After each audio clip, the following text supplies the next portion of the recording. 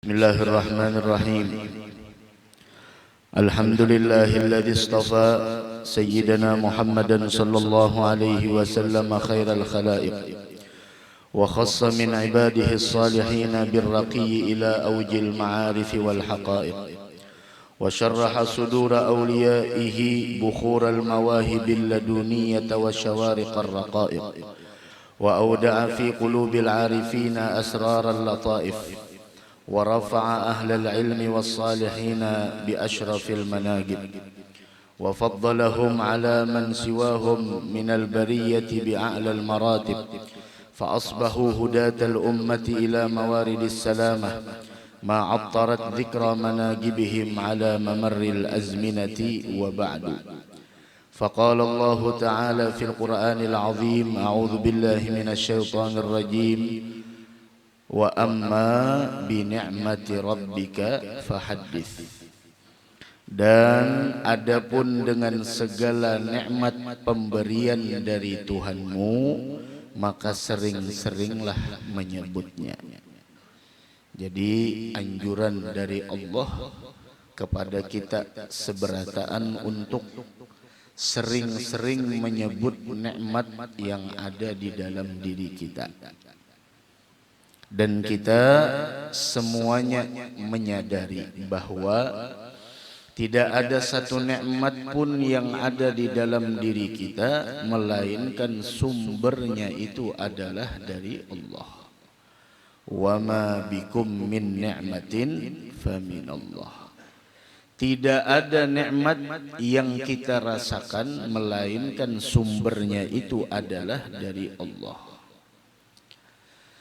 Sepintar apapun manusia, sejenius apapun seseorang, tidak akan pernah mampu untuk menghitung berapa banyak jumlah nikmat yang Allah berikan kepadanya. Dari karena itu, kewajiban kita sebagai seorang hamba untuk senantiasa mengucapkan alhamdulillah sebagai bukti syukurnya kita atas nikmat yang Allah berikan kepada kita. Salah satu cara mensyukuri nikmat itu adalah diantaranya mengingatnya, diantaranya adalah menyebutnya. Dan ketika seorang hamba dianugerahkan oleh Allah untuk mampu mensyukuri nikmat yang ada di dalam dirinya, berarti Allah telah membukakan untuknya pintu tambahan nikmat tersebut. Dari karenanya ulama mengatakan, idza kunta fi ni'matin far'aha, jika kalian berada di suatu nikmat, jagalah nikmat tersebut. Fa innal ma'asi tuzilun ni'am, kemaksiatan yang dilakukan itu mengakibatkan hilangnya nikmat di dalam diri. Fahfadz 'alaiha bi syukril ilah, jagalah nikmat itu dengan kalian benar-benar bersyukur kepada Allah, menghargai nikmat tersebut. Fa innal ilaha sari'un nigam, karena Allah subhanahu wa ta'ala siksaannya itu sangat cepat datang kepada orang yang menerimanya. Mudahan kita termasuk orang yang bersyukur atas nikmat yang Allah berikan kepada kita. Amin ya rabbal alamin. Nikmat yang paling besar Allah berikan adalah nikmatul Islam dan nikmatul iman. Adapun nikmat rumah, nikmat kendaraan, nikmat uang, materi, ekonomi, semuanya itu dicicipi oleh orang yang fasik atau orang yang ahli taat. Nikmat tersebut dinikmati oleh orang yang muslim ataupun orang yang bukan muslim. Akan tetapi nikmat Islam, nikmat iman, nikmat keinginan untuk hadir di majlis ilmu, nikmat duduk di majlis maulid, nikmat duduk di dalam mengingat Allah, tidak semua orang mendapatkannya. Tidak semua orang memilikinya. Dari karena itu perlu nikmat semacam ini kita syukuri. Perlu nikmat semacam ini kita pertahankan. Jangan sampai keinginan kita untuk melakukan ibadah itu hilang. Jangan sampai penyesalan kita dari ketaatan yang tertinggal kita lakukan, yang itu adalah sebuah nikmat, hilang di dalam diri kita. Nah, mudah-mudahan senantiasa kita diberikan rahmat oleh Allah Subhanahu wa taala. Di antara salah satu cara menyebut nikmat Allah tadi dengan mengingat kembali riwayat kehidupan para auliyaillah. Jadi adanya para ulama, adanya para salihin, adanya para aulia, itu nikmat besar dari Allah. Nikmat yang mulia dari Allah, nang perlu kita syukuri. Bagaimana cara mensyukuri adanya ulama? Ambil ilmu mereka, duduk di majelis mereka, dengarkan dan amalkan segala apa yang mereka sampaikan. Karena mereka itu adalah bagaikan pintu-pintu yang menyampaikan seseorang untuk meraih ridhonya Allah Subhanahu wa ta'ala. Dari karenanya cari lingkungan mayoritasnya adalah orang-orang yang baik. Cari rumah yang mana lingkungannya adalah orang-orang yang gemar melakukan kebaikan. Namun hati-hati, tinggalnya kita di lingkungan orang yang gemar melakukan kebaikan adalah wujud nikmat dari Allah. Akan tetapi ketika Allah hadiahkan nikmat tersebut, kemudian kita tidak ikut andil di dalam melakukan kebajikan, di dalam melakukan kebaikan, di dalam melakukan ibadah, di dalam melakukan ketaatan, maka semua itu dikhawatirkan nikmat itu akan diambil oleh Allah. Dari karenanya berdekatan dengan orang mulia adalah nikmat. Lebih nikmat lagi ketika kita mampu untuk beribadah bersama mereka. Lebih nikmat lagi ketika kita duduk bersama mereka. Lebih mulia lagi ketika kita mengambil ilmu dari mereka. Karena dekat yang sebenarnya bukanlah urusan fisik dan jasad, akan tetapi bagaimana ketika kita ingin mendapatkan keberkahan seseorang yang mulia, untuk agar kita benar-benar mengamalkan apa yang telah disampaikan oleh mereka. Dari karenanya terkadang orang itu diharamkan dari keberkahan orang-orang yang mulia dikarenakan perilakunya yang jahat. Ada sebuah doa, Allahumma la tahrimna khaira ma indak li syarri ma indana. Ya Allah, jangan kau haramkan kami dari kebaikan yang ada di sisi Engkau. Banyak kebaikan Allah. Duduknya kita di majelis ilmu, kebaikan Allah. Dekatnya kita dengan ulama, kebaikan Allah. Kita tinggal di lingkungan orang baik, kebaikan dari Allah. Ihsanuhu, kebaikan Allah Subhanahu wa ta'ala, la tu'addu wa la tuhsa, tidak akan pernah mampu dihitung dan dihinggakan. Akan tetapi ada orang yang terharamkan dari keberkahan kebaikan tersebut dikarenakan apa? Li syarri ma indana, karena keburukan yang ada di dalam diri kami. Kadang memanfaatkan, tidak mau duduk bersama mereka, hanya sekedar berdekatan. Apalah artinya rumah berdekatan dengan orang-orang yang baik kalau kita tidak ikut melakukan kebaikan bersama mereka? Apalah artinya rumah kita berdekatan dengan tempat-tempat ibadah kalau kita tidak ikut beribadah di tempat tersebut? Apa gunanya kita hidup di lingkungan, di wilayah orang yang ramai memakmurkan majalisil ilm, orang yang ramai menuntut ilmu, sedangkan kita tidak ada ghirah, tidak ada keinginan untuk menuntut ilmu agama. Ingat perkataan Al-Imam Syafi'i, ketika orang tidak mempunyai keinginan, tidak mempunyai semangat, tidak menyukai akan ilmu pengetahuan agama, maka sungguh tidak ada kebaikan di dalam diri orang tersebut. Maka jangan sampai kalian punya hubungan dengan orang itu, jangan sampai kalian punya hubungan dengan orang tersebut, sahabat dan lain sebagainya. Jangan sampai. Kenapa? Karena kalau ingin mencari teman, washab dzawil ma'ruf wal ilmi wal huda, kata Al-Habib Abdullah Al-Haddad, kalau ingin cari teman, washab dzawil ma'ruf.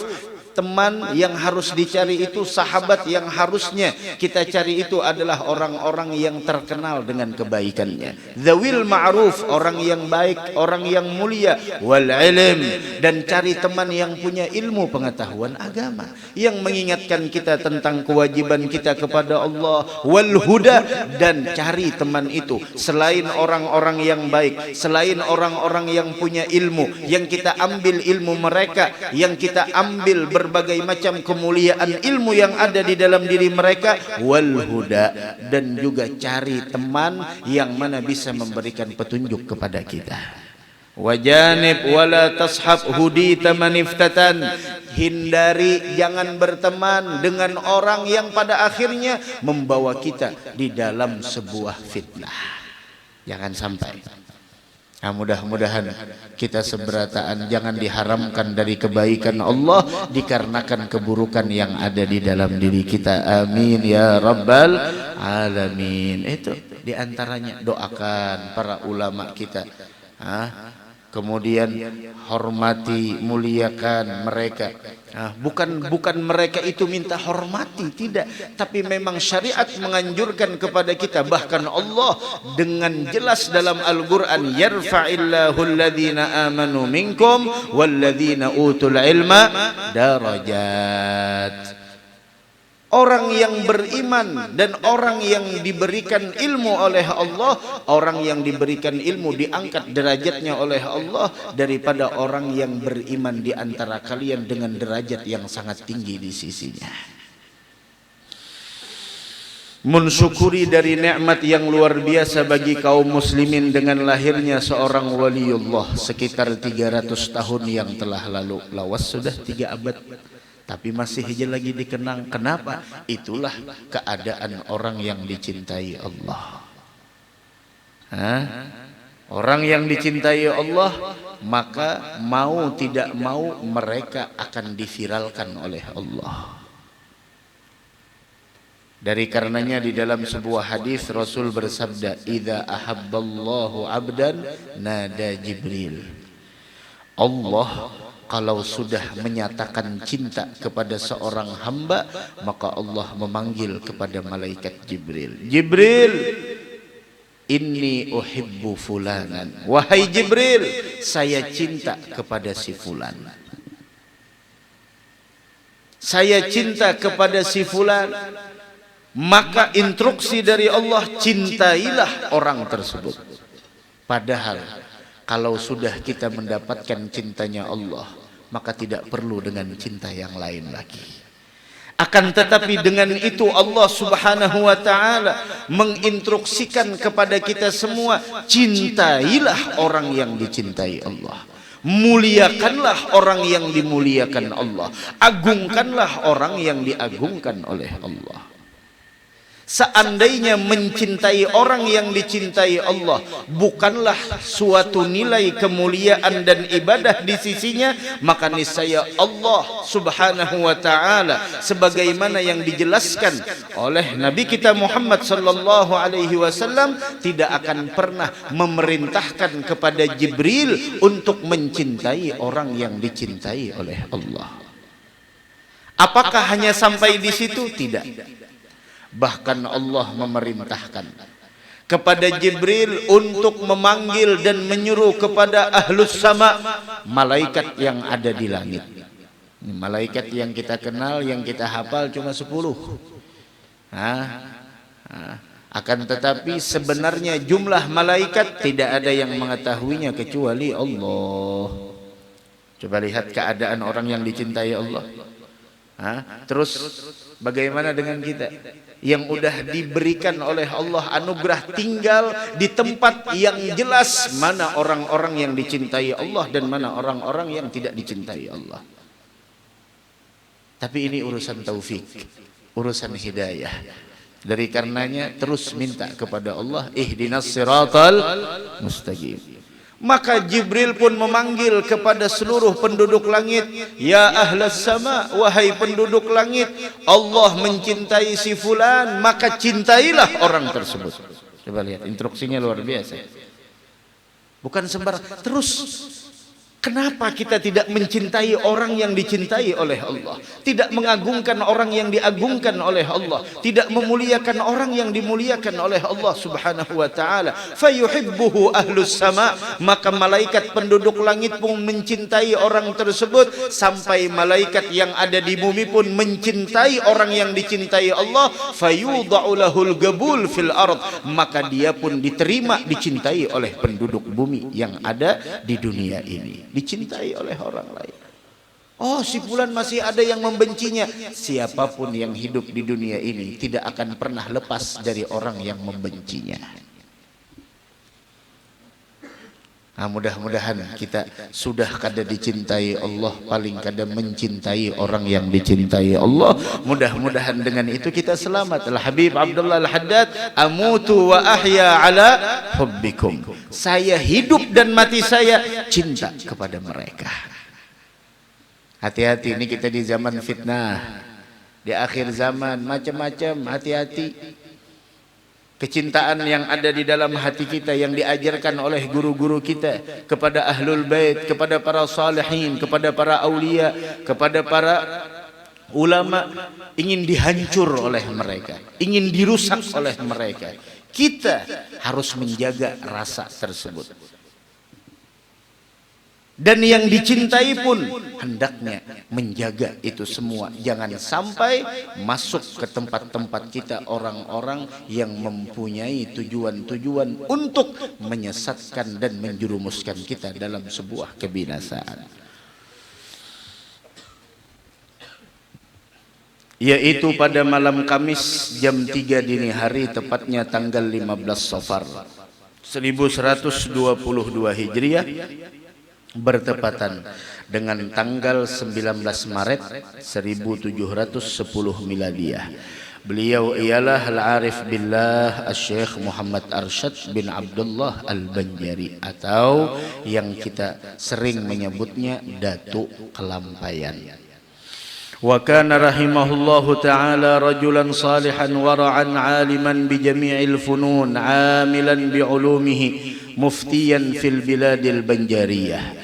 Dan beliau adalah Tuan Syekh Muhammad Arsyad rahimahullah, seorang laki-laki yang saleh lagi wara', alim dengan segala pak-pak ilmu, mengamalkan dengan ilmunya serta memberi fatwa di daerah Banjar. Nah itu Sidin, orangnya soleh, alim. Mudahan kita dapat syafaat Sidin kainanya di hari kiamat.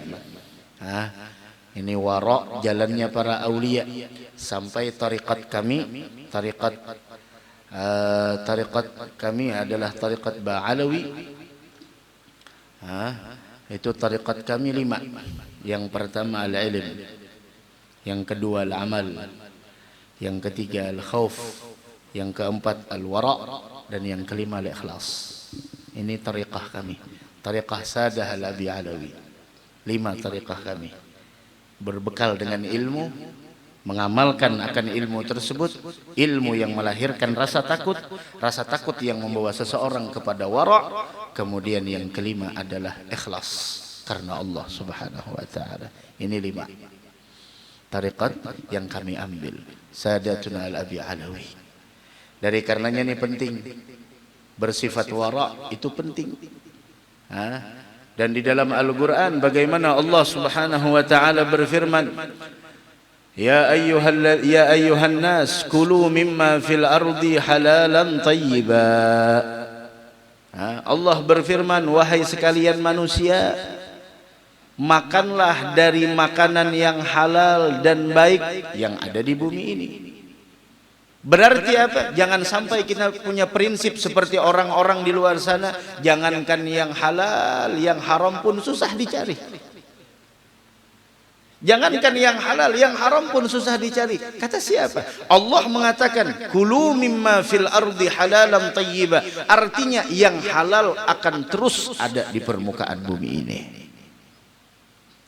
Dari karenanya Abdullah bin Abbas, sepupunya Nabi kita Muhammad sallallahu alaihi wasallam, beliau meriwayatkan, tuliyat hadhil ayah. Di zaman Nabi dibaca ini ayat, ya ayyuhan nas kulu mimma fil ardi halalan tayyiba. Ketika dibaca ayat ini, gama Sa'ad bin Abi Waqqas. Ada salah seorang sahabat Rasulullah yang bernama Sa'ad bin Abi Waqqas. Beliau mengatakan, ya Rasulullah, ud'ullaha ayyaj'alani mustajabad da'wah. Wahai Rasul, doakan saya. Doakan saya agar saya termasuk orang yang apabila berdoa diijabah oleh Allah.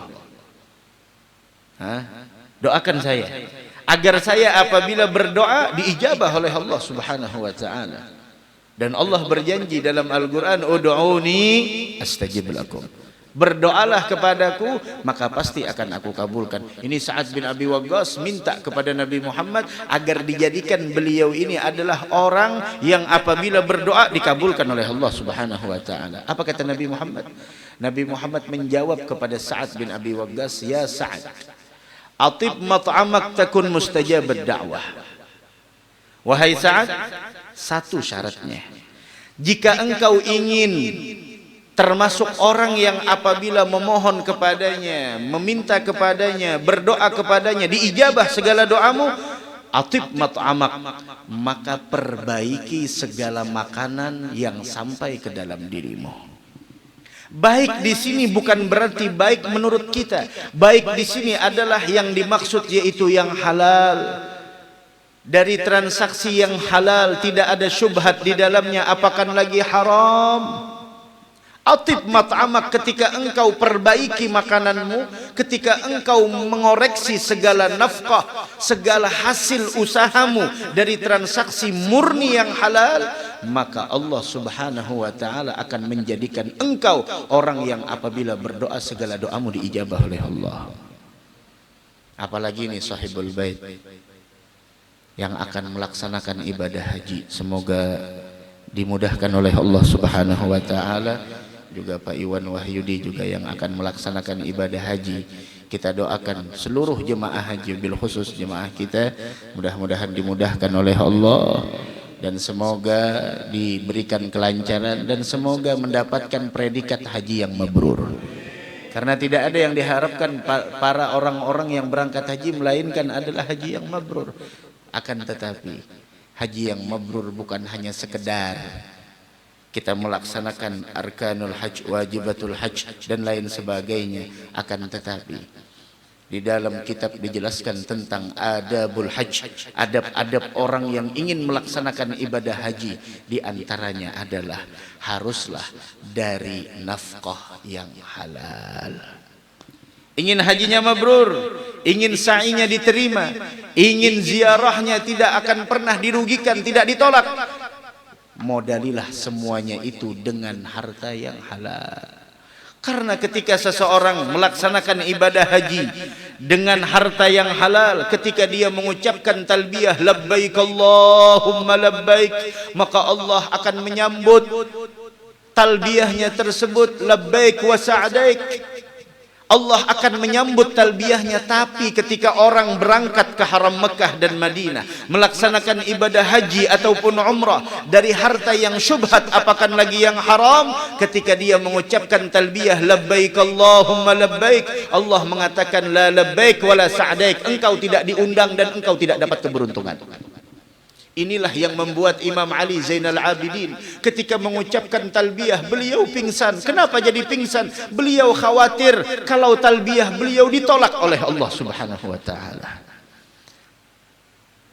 Mudah-mudahan kita doakan beliau yang ingin melaksanakan ibadah haji dimudahkan oleh Allah, diberikan haji yang mabrur insyaallah.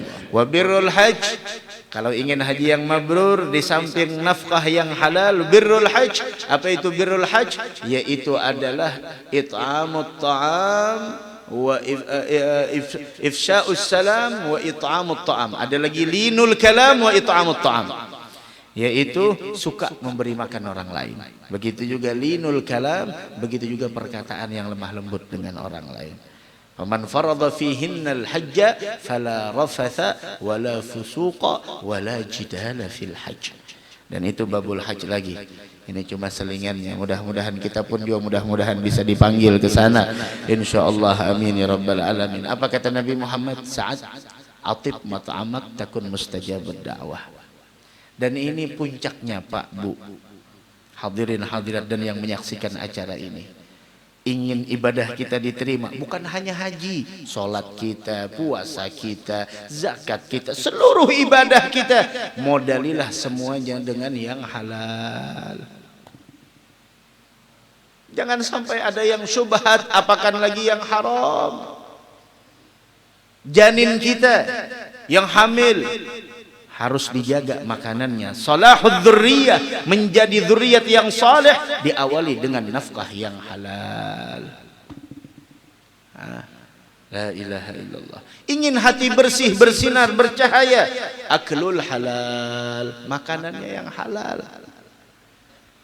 Fawalladzi nafsu Muhammadin biyadihi, Nabi Muhammad bersumpah. Padahal Nabi Muhammad walaupun tidak bersumpah kita percaya. Kenapa? Karena di antara sifat Rasul adalah as-sidq. Fawalladzi nafsu Muhammadin biyadihi, demi jiwanya Muhammad berada di dalam kekuasaannya. Innar rajul, sesungguhnya seseorang la yagdhiful lugmatal haram fi jawfih, ketika seseorang memasukkan makanan yang haram ke dalam rongganya, ke dalam perutnya, walaupun satu suapan, ada sampai sepiring, satu suapan aja dari yang haram, tahu akibatnya apa? Fama yutaqabbalu minhu arba'ina yauman, maka amalnya 40 hari tidak diterima oleh Allah. La ilaha illallah. Dari karenanya tuh wanita-wanita kita, istri-istri kita, bantu suaminya untuk mencari nafkah yang halal. Tidak harus kalian kerja. Bagaimana cara membantunya? Cara membantunya adalah dengan jangan membanding-bandingkan kehidupan orang lain dengan kehidupan kita. Jangan membandingkan suami kalian dengan suami orang lain. Jangan membanding-bandingkan pekerjaan suami dengan pekerjaan orang lain. Syukuri yang ada, Allah akan berikan kecukupan. Karena cukup tidak bisa dibeli dengan harta, cukup tidak pernah bisa dibeli dengan materi. Akan tetapi rasa cukup adalah anugerah terbesar dari Allah. Begitu. Makanya penting punya istri solehah. Makanya penting cari pasangan hidup yang agamanya baik. Supaya apa? Supaya membantu kita untuk meraih ridhonya Allah. Dalam bekerja, dalam berusaha. Sampai di dalam kitab ada adabut tajir, adab orang yang berdagang, adab orang yang berusaha, adab orang yang punya pekerjaan, adab orang berbisnis, ada di sana adabnya. Dari karenanya orang perempuan yang punya agama, dia akan membantu suaminya di dalam meraih ridha Allah, berusaha, bekerja, berbisnis, bukan hanya sekedar mencari keuntungan duniawi, akan tetapi harapan terbesar adalah untuk meraih ridha ilahi. Wa ayyuma 'abdin nabata lahmuhu minas suhti war riba fannaru aula bih, kata Nabi Muhammad. Hamba manapun yang mana dagingnya tumbuh dari yang haram dan riba, fannaru aula bih, neraka yang lebih layak untuk orang tersebut. Waliyadzubillah. Dari karenanya niatkan dalam hati kita taubat kepada Allah Subhanahu wa taala. Jangan sampai kita melakukan sesuatu yang syubhat, apalagi yang haram. Ada dikatakan oleh Ibnu Asbat, yaitu Yusuf bin Asbat Asy-Syaibani Az-Zahid, yang mana beliau meninggal tahun 195 Hijriah. Beliau hidup di abad kedua. Beliau mengatakan idza ta'abbada syab, apabila seseorang beribadah kepada Allah, gala syaitan li a'wani, syaitan mengatakan kepada yang lainnya, unzuru min aina mat'amuh, perhatikan sebelum kalian menggodanya, perhatikan dulu dari mana sumber makanannya, perhatikan dulu. Fa idza kana mat'amuhu mat'ama sau'in yaqul da'uhu yat'ab wa yajtahid qad kafakum nafsah. Apabila bahwasanya makanannya sumbernya dari yang yang haram, maka dia akan mengatakan biarkan dia. Kenapa? Dia bersusah payah sedangkan hasilnya tidak ada. Itu udah cukup menggelincirkan mereka. Wala'iyadzubillah subhanahu wa ta'ala. Dari karenanya Al-Imam Ibn Ruslan mengatakan wa ta'atun mimman haraman ya'kulu mithlul bina'i fawqa mawjin yuj'alu. Ketaatan dari seseorang akan tetapi dia memakan makanan yang haram, itu seperti orang yang membangun bangunan tapi di atas ombak. Di atas ombak yang besar dibangun bangunan, tidak akan pernah bisa dibangun. Dari karenanya nih kita majelis haul pada malam hari yang mulia ini ambil pembelajaran dari Syekh Muhammad Arsyad Al-Banjari, dari ulama-ulama kita terdahulu, orang-orang tua kita terdahulu, bagaimana waraknya mereka.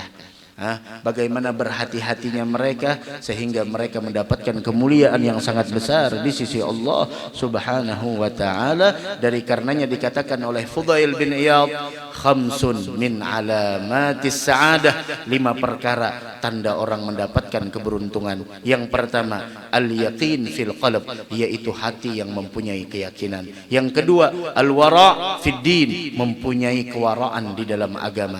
Dan yang ketiga, az-zuhd fid dunya, mempunyai sifat zuhud terhadap dunia. Dan yang keempat, al-haya fil ainain, rasa malu dari 2 bola matanya. Kemudian yang kelima, wal khasyah fil badan, mempunyai rasa takut kepada Allah. Jika 5 ini ada di dalam diri seseorang, dia akan mendapatkan keberuntungan dari Allah Subhanahu wa taala. Semoga kita mendapatkan keberuntungan insyaallah. Amin amin ya rabbal alamin. Dan bagaimana beliau semangatnya dalam menuntut ilmu, 30 tahun lebih berada di Makkahul Mukarramah.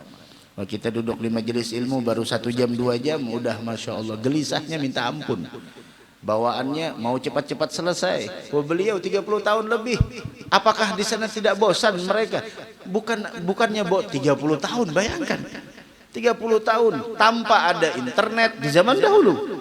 Kalau sekarang mungkin orang lagi ya Allah lagi sumpek, mungkin buka ini, buka media sosial, ketemu konten ini, ketemu ini menghibur dan lain sebagainya. Tapi bagaimana orang dahulu? Hiburan mereka adalah ilmu, hiburan mereka Al-Quran, hiburan mereka mendengar hadis dari Nabi Muhammad sallallahu alaihi wasallam. Hingga lihat bagaimana hasilnya, lihat bagaimana hasilnya. Walladzina jahadu fina lanahdiyannahum subulana. Dan sampailah di sana beliau mengakhiri hidupnya. Bagaimanapun seseorang hidup di dunia, dia akan mengakhiri kehidupannya. Yang baik bakal meninggal, begitu juga sebaliknya bakal meninggal. Yang alim bakal meninggal, begitu juga yang jahil. Lebih baik kita menjadi orang baik, kalaulah pada akhirnya juga kita bakal tutup usia. Lebih baik kita berbekal dengan ilmu, kalaulah pada akhirnya juga kita akan kembali ke hadrat Allah Subhanahu wa taala. Dan beliau wafat pada malam Selasa bulan Syawal, yaitu 6 hari di bulan Syawal antara maghrib dan isya tahun 1227